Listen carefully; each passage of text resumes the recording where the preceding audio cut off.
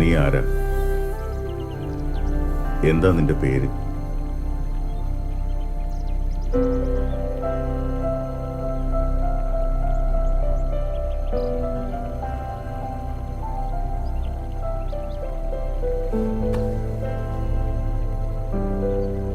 എന്റെ പേര് ദിവ്യ.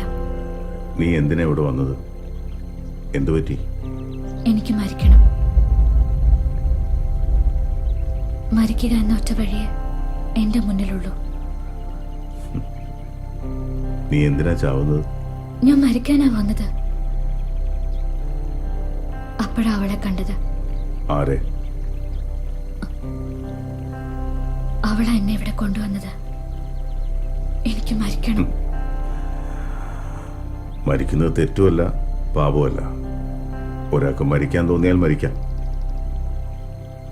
നമുക്ക് ജീവിക്കാൻ സ്വാതന്ത്ര്യമുള്ളതുപോലെ മരിക്കാനും സ്വാതന്ത്ര്യമുണ്ട്. ഒരാൾ മരിക്കണമെങ്കിൽ ഉറച്ച മനസ്സോടെ ഒരു തീരുമാനമെടുക്കണം. ജീവിക്കാനത് ആവശ്യമുള്ളതുപോലെ മരിക്കാനും. മരിക്കാൻ മാത്രം നിന്റെ മനസ്സ് അത്രയ്ക്ക് ഉറച്ചതാണോ? അറിയില്ല, എനിക്ക് പറയാൻ കഴിയുന്നില്ല. മരിക്കുക എന്നാൽ ദേഹം നഷ്ടപ്പെടുത്തുക എന്നതാണ്. അവനവനെ തന്നെ ശരീരമായി മാറ്റിയ ഒരുവന് അത് നഷ്ടപ്പെടുത്താൻ കഴിയില്ല. നയം ഹന്തിന ഹന്യത്തെ.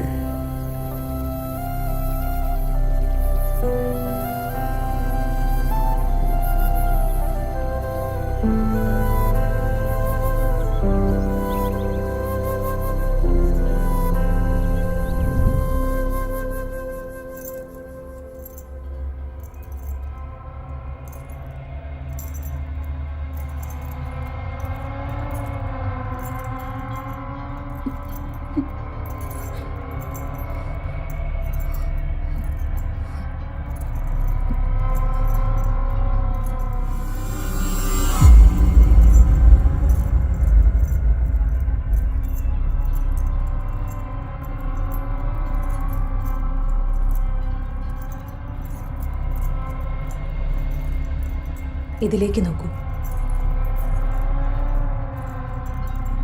നീ ഉറങ്ങാൻ പോവുകയാണ്. Deep sleep.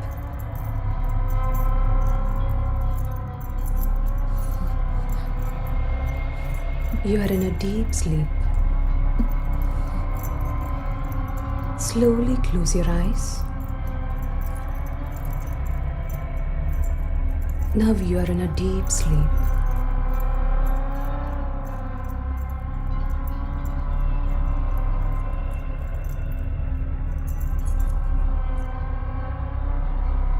നിന്റെ പേരെന്താ?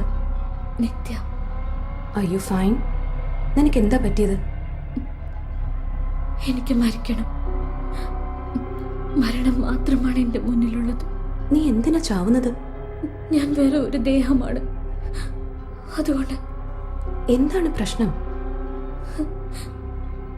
നീ എന്തുകൊണ്ടാ ഇങ്ങനെയായത്? ഇത് മലിനമാണ്. എനിക്ക് ഈ ദേഹം വേണ്ട. ഇത് വേണ്ട. ഇത് മലിനമാണ്. Relax. Calm down. Calm down. Relax. സമാധാനമായിട്ടിരിക്കും.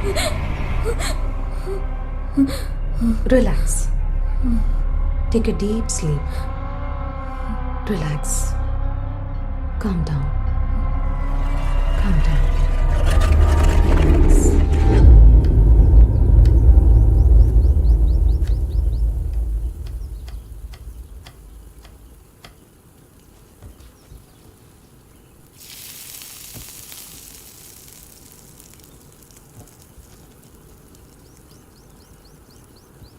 കൂടുതലും ഞാനാണ് പാചകം ചെയ്യാറ്. 7-8 പേര് മാത്രമല്ലേ ഉള്ളൂ ഇവിടെ.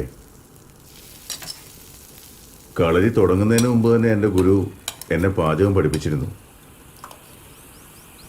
അദ്ദേഹം എപ്പോഴും പറയുമായിരുന്നു, അറിവ് എന്ത് തന്നെയായാലും അതുകൊണ്ട് ജീവിതം മുന്നോട്ട് നയിക്കാനാവുമെന്ന്.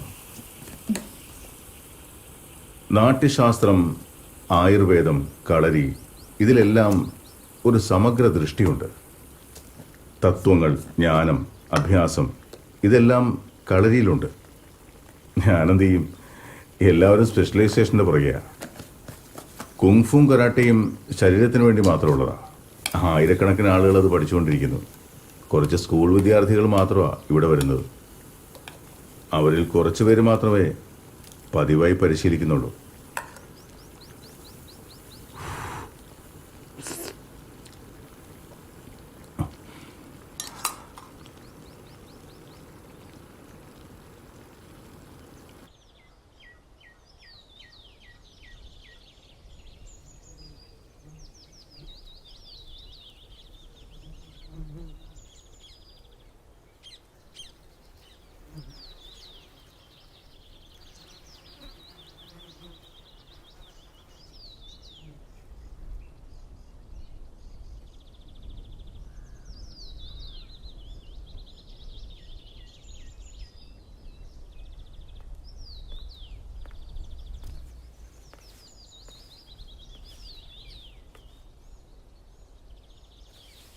അമേരിക്കയിൽ നിന്ന് എനിക്കൊരു ശിഷ്യനുണ്ടായിരുന്നു.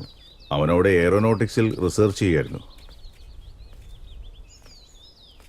ഭാവിയിൽ വിമാനത്തിൻ്റെ ചിറകുകൾ എങ്ങനെ മെച്ചപ്പെടുത്താം എന്നതായിരുന്നു അവൻ്റെ വിഷയം. അവൻ്റെ പ്രധാനപ്പെട്ട വിഷയം പക്ഷികളുടെ ചിറകുകളായിരുന്നു. ഇതാ നോക്ക്, നിന്റെ കയ്യിലുള്ള തൂവൽ എത്ര ചെറുതാണത്, എത്ര ലഘുവാണത്. പക്ഷെ അതൊന്ന് നീട്ടി എറിഞ്ഞാലോ? നമുക്ക് നോക്കാം.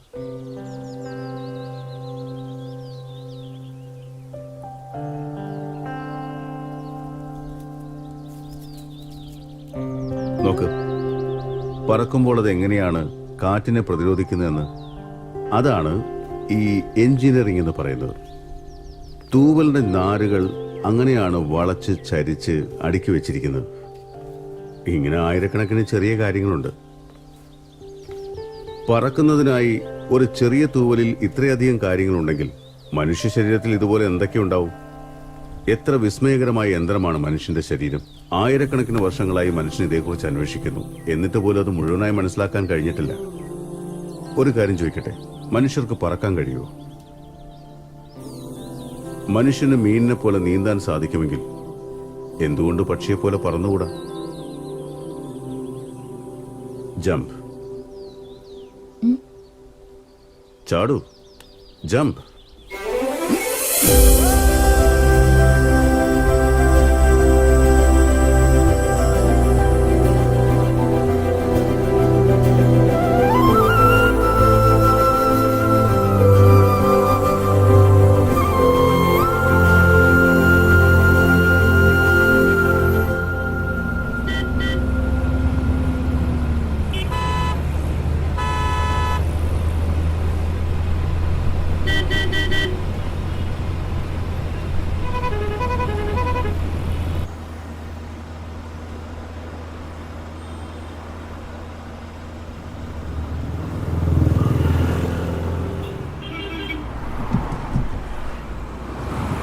മനുഷ്യ ശരീരം സാധാരണമല്ല.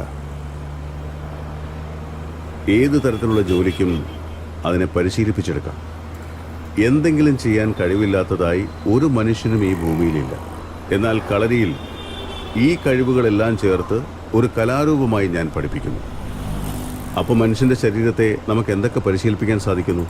ഇതേ ശരീരത്തെ തന്നെ എങ്ങനെ സന്തോഷത്തോടെ നിലനിർത്താൻ സാധിക്കുന്നൊക്കെ നമ്മുടെ പൂർവികർ ചിന്തിച്ചിരുന്നു. അങ്ങനെയാണ് കളരി പിറവിയെടുക്കുന്നത്.